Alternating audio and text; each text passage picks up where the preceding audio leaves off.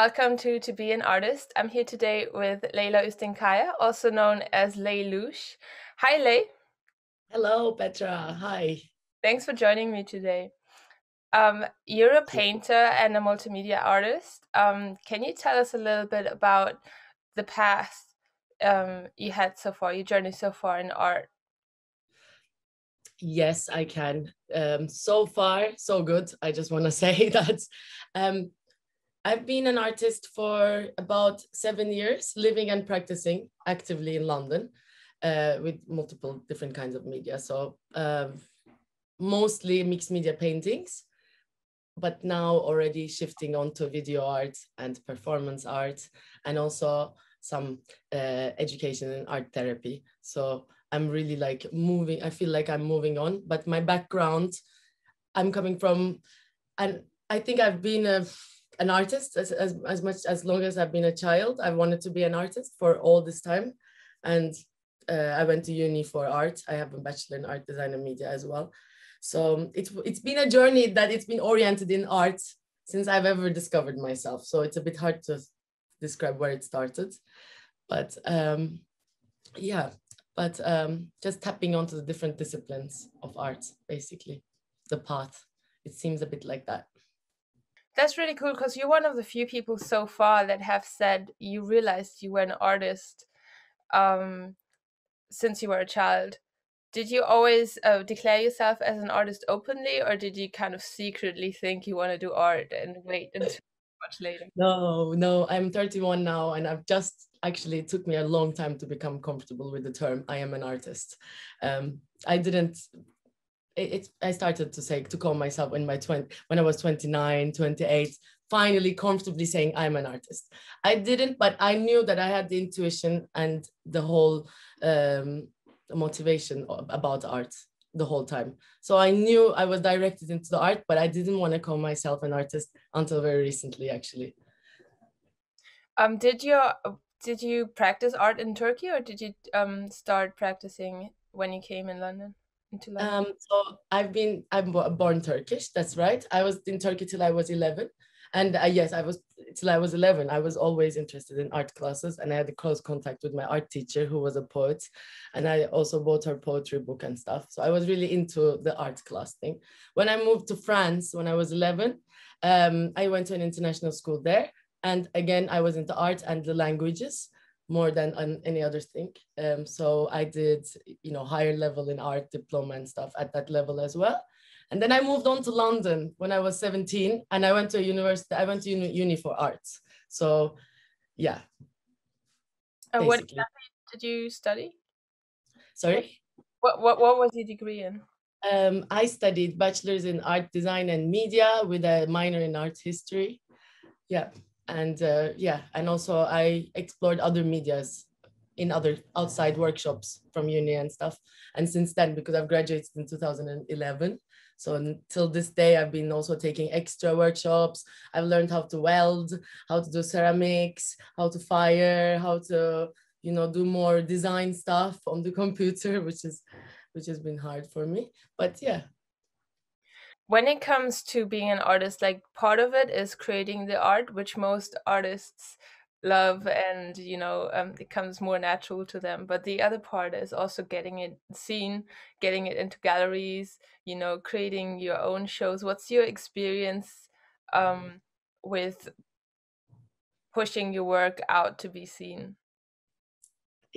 I think that's the hardest part of it for me. Because it's a total different kind of work that we have to do, getting exposure, using social media. There's few parts into it. I guess collaborating with the other artists and setting up exhibitions or performances and inviting people and keeping on the background all the work posted. So there's two stages for me into it. So the first stage is nice and it's quite straightforward, interacting communally, deciding, putting the show up, especially with you as well, with Resonance. Then when we put things together, it's really straightforward and it's hands-on. But then there's all the background work with the website and promotions and stuff. Yeah, it always does my head. It's true. But once you find enjoyment into it, it's kind of 50% of the work. If you're gonna choose to be an active artist and living and working in London as an artist, it's gonna maybe for me it does take about 30-40% of the work and of the time. And sometimes I find myself, oh, I'm not doing any art right now. It's been a while. I've just been like clicking on some buttons and just posting some stuff, or like organizing or doing admin or doing accounts or things like that. Artist is not involved with art. So it's all the background work is taking a lot of space actually. So I think it's really, yeah, it's there with it. How do you balance the different streams of, I don't know if you say, or maybe genres, because I know you do a little bit of video art, you do paintings, you also do live paintings, you do a little bit of performance arts and Yeah. installation. Um, is there a method to the madness, or is it project based, or how do you keep the balance between all these art forms? I've never actually like worked that up. I do think about balance a lot, but I've never actually thought about the balance between the multimedias that I'm working with. So it's been rather project based in that terms, and sometimes are more exploring analog arts and sometimes more digital arts, depending on the projects I have and also what I'm creating. But I try to keep a balance between production of videos at the moment, that I'm producing little clips and I put them on the side and I archive them. So I have them whenever I want to do live visual projections on an event or anything, I've got it all set up. So I just do little bit works. And when the live event comes, I'm able to just throw it in there. And it's not really, it's a kind of balanceful, you know, because then there is the aspect of me going to take my videos, because I never use stock. So I will go out and I'll take videos. I'll find a balance between going out, practicing, editing, and then hopefully exposing it to people. But it kind of works naturally by this time of my life, because every day I kind of give myself weekly plannings actually. It sounds crazy, but it's, you know, that's, for me it's been really hard to just kind of work without planning myself. And I will divide a little bit my days, and I'll be like morning analog art to afternoon digital art, you know, or like morning walking, afternoon installation art, and then evening 1 hour of, you know, practice performance or whatever. So I actually plan, you know, a bit like an engineer. I plan myself, and that's how I find balance within my routine. I want to be free, but I do have to have a routine to be free in this context where I am right now. So I find, yeah, through planning, and also I've got some injury in my right wrist. So if my wrist is saying no, I have to just easily move on to the next project. So it can shift, and I have to be flexible basically. That's how I find balance. Do you think it's easier to always have work out there if you do different media, because you kind Yeah. of have different balls rolling at the same time? Yes, and it's a bit tricky as well, because I still believe that like if you don't do just one thing and you don't master that one thing, it's a bit, maybe you won't get as many good jobs. Like let's say if you're not a master video maker or something, maybe you won't get the best video jobs, and you're going to get lots of little side jobs. So but it does open horizons and perspectives, and it does allow you to work with multimedia people. And my direction right now that I'm taking is also, I'm going into therapeutical arts and therapy. So for me, that's totally amazing that, you know, I'm shifting between disciplines and stuff. Mm. What draws you to arts therapy, and what do you think the benefit is with art therapy that you don't get with talk therapy or something like that? It's really the beginning of my journey. So let's see where it takes me, you know, because I think the ones, they even said it in the beginning of the course, you're going to take the course, and in the end of the course, you're going to have more questions to ask. So it's kind of like that. I think studying therapy is a bit like that. So I don't want to say anything too much or wrong, but in my opinion, in my personal opinion, why I chose therapy, why it makes me feel good, and why I think it's going to help everyone, is because as an artist, I always felt like there's something about me that's not enough. Like, for example, I'm an artist and I'm promoting myself and I'm working with others and I'm really enabling people also to see this perspective and stuff. It goes to that level. We tap onto that level of like ultra consciousness, but however, we are still, I feel like we still remain quite egocentric and self-centered. As visual artists, particularly, I just would like to talk about myself. And I was a bit kind of fed up with being so self-centered and working about myself. Myself is really important, but I really wanted to like also be able to help with art and have another knowledge and another approach to help with art rather than just art sales, performances, concerts, gigs, which I will continue doing probably all my life. But it's nice to be able to have something, possibility to be able to help somebody with art non-verbally, because sometimes verbal communications, because you said talk therapy, there is multiple therapies, talk therapy, play therapy, all kinds of therapy. However, I want to go into art therapy and movement therapy and maybe drama therapy, but that's in the future. Just because the arts, I think non-verbally, it enables you to have like a really big space. And it's really, I found that the position of the therapist is almost a shamanic position where they hold space and they create a safe space for the user to come and explore themselves and express themselves.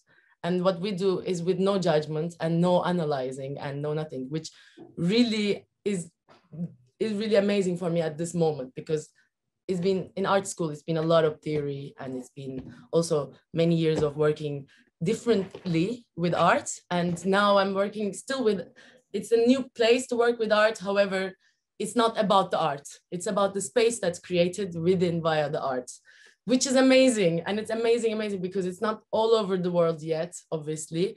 There's therapists all over the world. Art therapy is used amongst other therapies, but it's not like a big, thing, but I think it could be really useful as well for the future. And also for community projects. It's an amazing to have a skill to be able to enable groups to work together in communities, even if there is no art therapist or art therapy groups or whatever in that country. Let's say in Turkey, maybe there is not art therapy practiced all the time as much as there would be in the NHS in the UK. But you can still go form your own group and you can work with these people. And I think it's really peaceful and quite passive way to explore art and learn through others yourself. So that's therapy, is that, we're all discovering, the universe is discovering itself through us. So I'm also discovering myself through that kind of practice. And also I have classes where I give art classes for many years to students with dyslexia, with ADD, with all kinds of conditions. And so basically they needed to know a little bit more how to help them. And it's just not by just going to art school. I need to learn a little bit of tips and tricks and theory behind that, and how to approach different situations more on paper and academically. I got to that stage where I needed that, like, to upgrade myself. So that was a long question, but it's because it's really like important and active at the moment. And that's why I chose it basically at the moment. No, it's really good to also talk about it, because a lot of people might not be aware. I think it's easy when you are an artist or when you're trying to work mainly, to get caught up in your little bubble, and then you run around in your little bubble and you forget about the rest of the world. That's why it's always really important to kind of, what you said, art school didn't really provide you with all the skills you would want it to have in order to teach people with different conditions. So, and you decided to study something that allows you to look further. And I think a lot of times it's the case that we're just so caught up in like the one thing we do, and we're so caught up into trying to be good at it, that sometimes we have to take ourselves out of it in order to be able to look further. Mm. Um, yeah, I think so. I also know from you, you're very spiritual person, and you meditate, and you kind of seem to be a very holistic person to me. There's always this like calm aura around you. Oh no. You should spend a bit more time with me here at home. Yeah. Yeah, totally. I might seem wholesome, but I am literally like learning so much. I'm really like not that holistic or wholesome at some points, you know. Just want to say it. I don't want to have a mask on. I like to, you know, Yeah. I like to just let the like my true self out in this interview, because we're all this similar, like somewhat similar. So I can be erratic, just to let you know. Um, but do you think what was first? Was like the spiritual part first? Did you meditate? Did you feel connected to your spiritual self first, or was art first, or did it kind of grow hand in hand, or did it grow independently from? Art was first. Yeah. Yeah, art was first for sure. For me, art was first because I associate spirituality with the divine moment, not with religion and with not with anything that's nothing. It's just it's about, for me it's like spirituality in art. Actually, we're talking a lot in this art therapy thing about it, because you know there is a kind of a therapy actually that they use spirituality, you know, and it's very specific niche kind of therapy. If the patient is open for that, there's people that like we didn't get into that, but it's not normally, spirituality is not usually so much into therapy, and also but into art so much, no, like, and we can take like Jung as an example.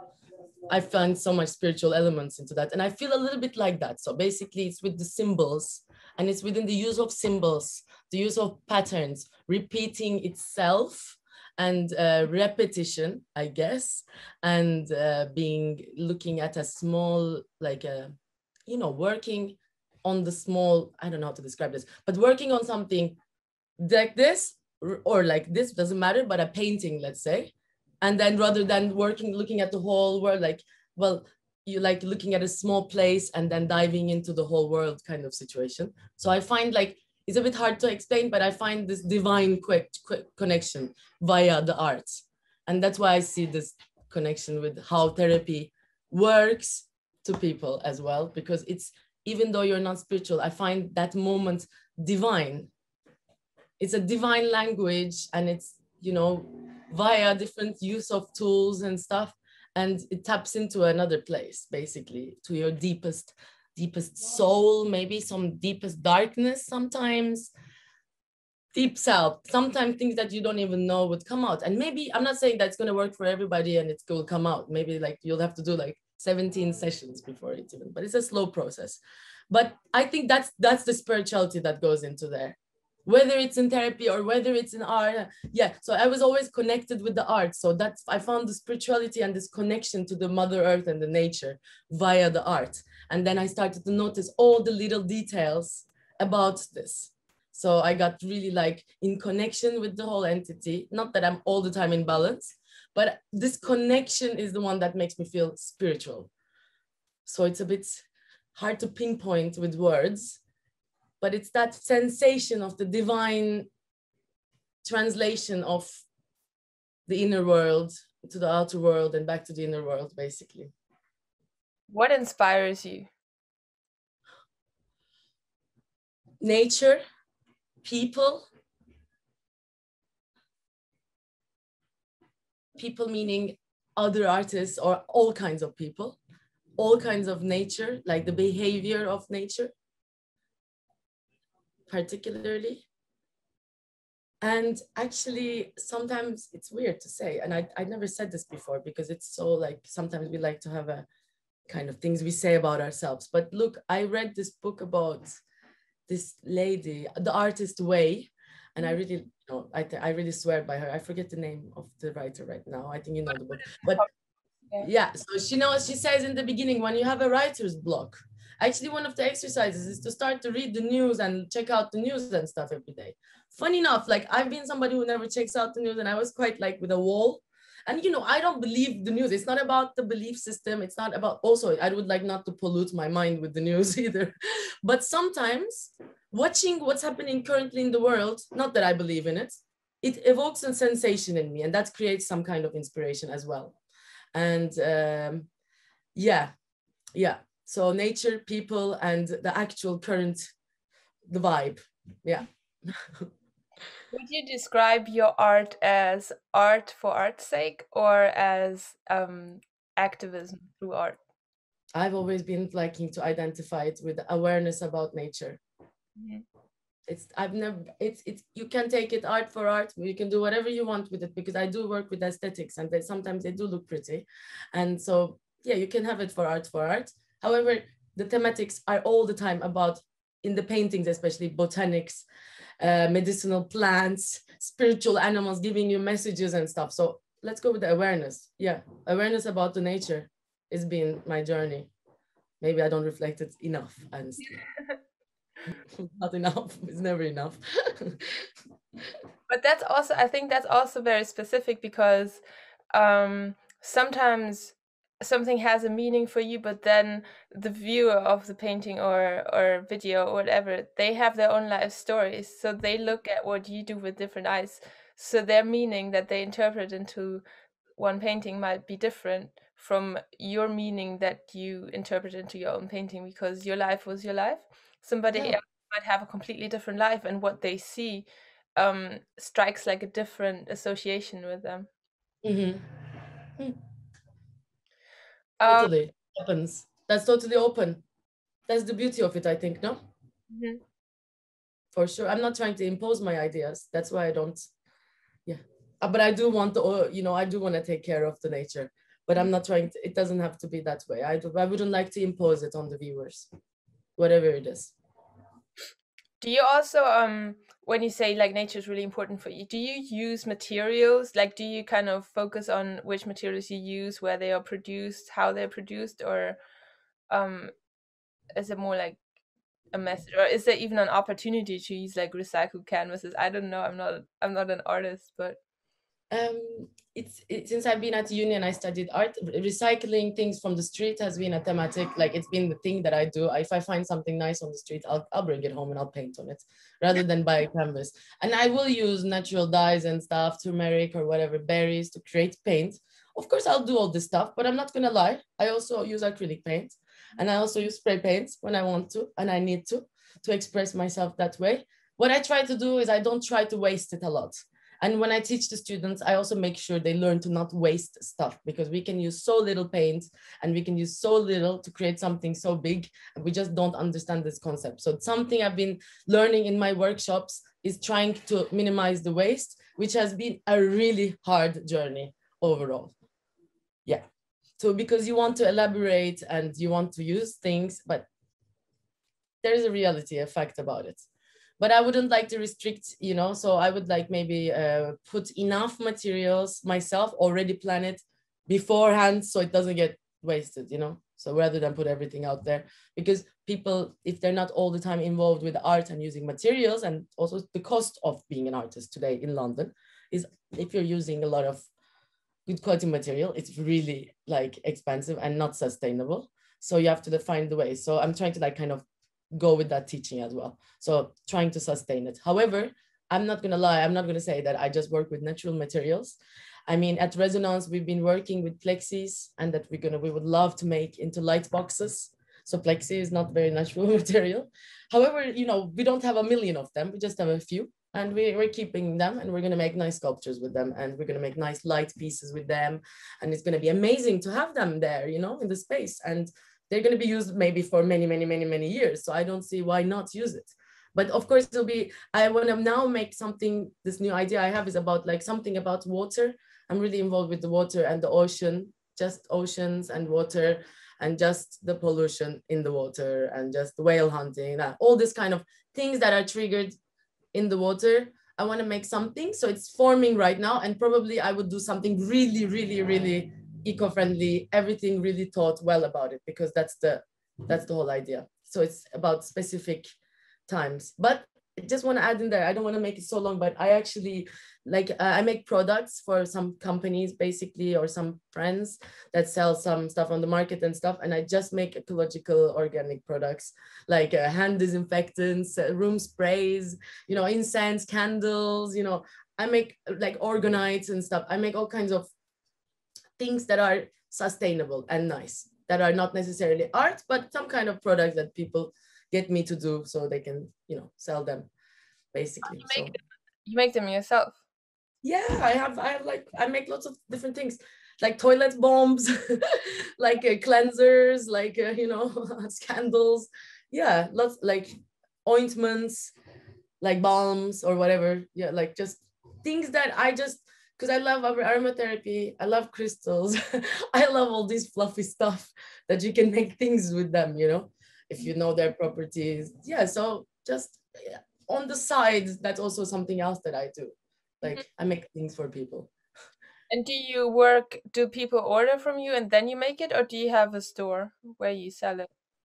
I used to have a store. Now people order from me, and eventually I will go to open a stall in an event. But with one year of lockdown, that's been like so far away. I've not. I don't know. Let's see what happens. But I would like probably.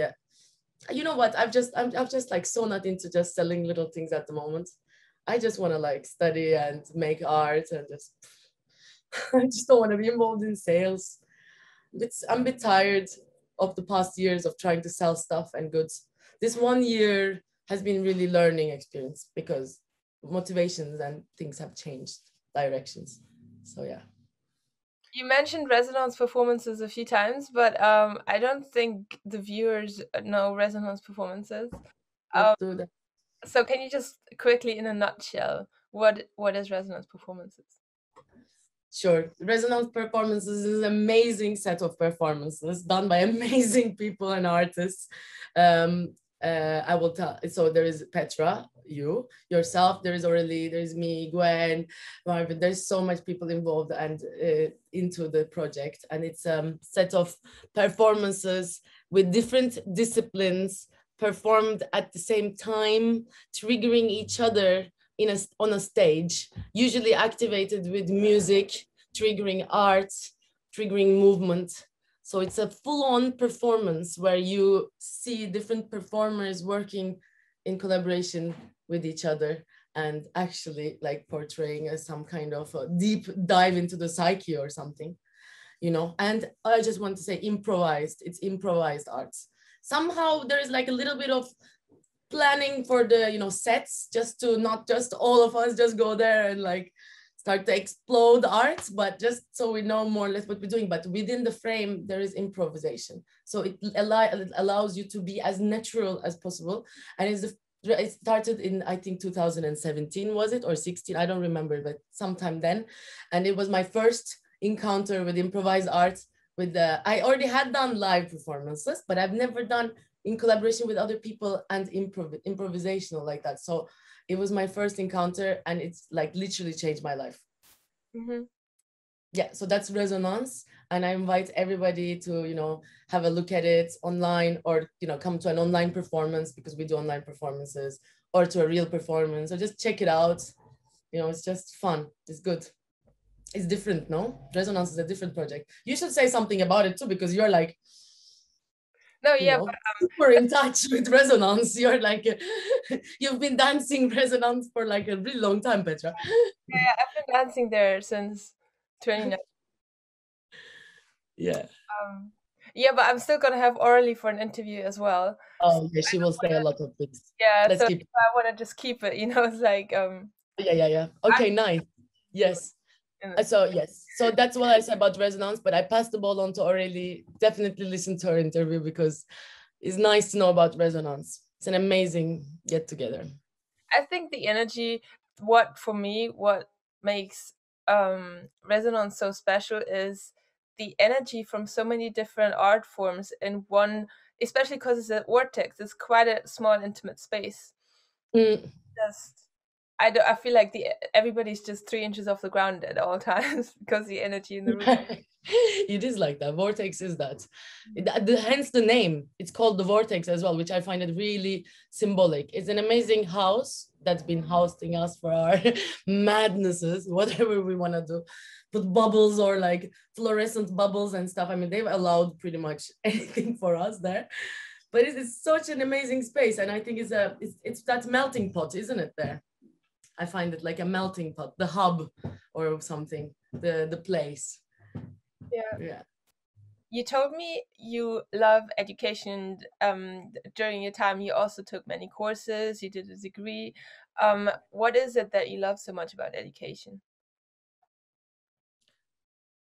For me personally, I like the consistency in going to learn from good like teachers that I appreciate, that I'm interested to learn from.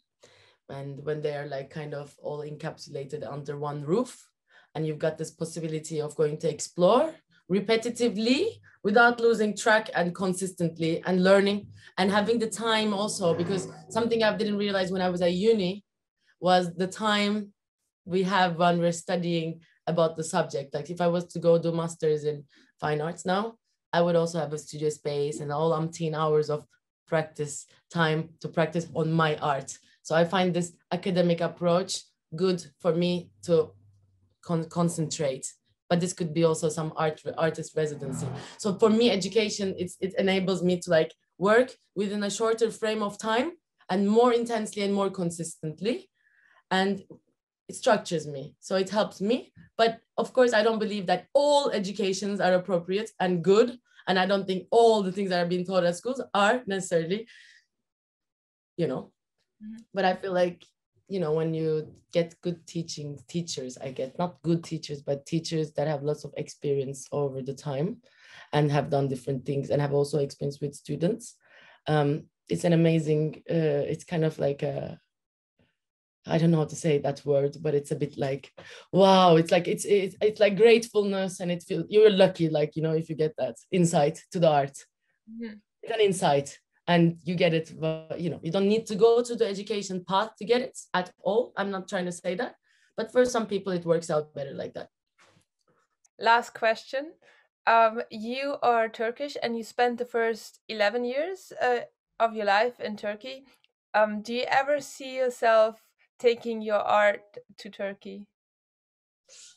Yes, I do see myself for sure. I've wanted that forever now, actually. I wanted to have a solo exhibition in London, and then I would have loved to bring the solo exhibition to Turkey. However, meanwhile, in the process, living and working, I've ended up selling my pieces because I had to, you know, just life. So now I need to create more pieces. So all this time I've been kind of dreaming about having like a show, like my own exhibition in Turkey, something that I would start here and then bring there and then maybe bring to a few other places. Something about myself, because I've still never had a solo show yet, but it's going to come. So I would like to bring that. But another thing I would like to do with Turkey is because I find this art therapy thing and this kind of therapeutic arts, I think it's well necessary into communities in Turkey. You know, I could explore really lots of different places where it's needed and get to know different kinds of needs from different parts of the world, and also places where there is really no kind of help with this kind of stuff like therapy in arts or anything. So I would like to go explore that in Turkey. And I find that it's really important into thinking about education to incorporate, you know, more art, more theater, more music, because not everybody necessarily needs to learn, I think, all the things that they're learning. But I would, you know, it would be nice to explore more the creative self, because it really teaches you a lot of lessons, basically. So it would be nice one day to work with a community project in Turkey, not necessarily go as an art therapist and be charged for my therapy hours. Like, I don't necessarily believe in that. Another reason why I'm doing this school, I'm doing where I'm doing it at right now, Metafora in Barcelona. They work a lot with groups and communities. So I would like to take it there, you know, explore also my practice in there, and maybe in a school, maybe somewhere, because we are in contact with near Bodrum. Like we stay where I'm from, Istanbul, but we lived in Bodrum for a very long time. There's lots of places around Bodrum, lots of villages, lots of stuff. Of course, it's like the nice, wealthy part of Turkey, but eventually just doing more work with community and with the people, I guess. So Turkey would be a nice place to start that from, because I have the language and I know I have some little crowd that could help me as well. So yeah, that's it. That's what I think about Turkey. Is there Yeah. anything you want to say? Yeah, I would love to say, just first of all, it would be also like so nice. I just wanted to add to the Turkey part. What would be so nice is to also travel together to a space in Turkey where they would welcome us with the arts. So I'm just kind of sending a message out there, you know, for performance art, improvised art, for live art, for artistic things, it would be nice that they would, you know, if we were invited, me and you, it would be lovely. I just want to put it out there if anybody listens to this. And also, I just want to say like a massive thank you for this interview. It's been really amazing. It's so important for artists to do that. To be an artist today is doing these interviews is a really important part of it because it puts you back to perspective. It makes you understand and reflect about where you are at right now. It's just like when you write a personal statement. So you're actually helping us right now to get back on track and to kind of know what we're doing, where we're at. So these interviews are really amazing for that. So just well done. Thank you so much. That's it. Thank you so much for coming today. If you want to check out Ley's work, I'm gonna link all her social media and her website down below. And thank you for joining us today. Please like, comment, and subscribe. It really helps people to discover this video. And see you next time.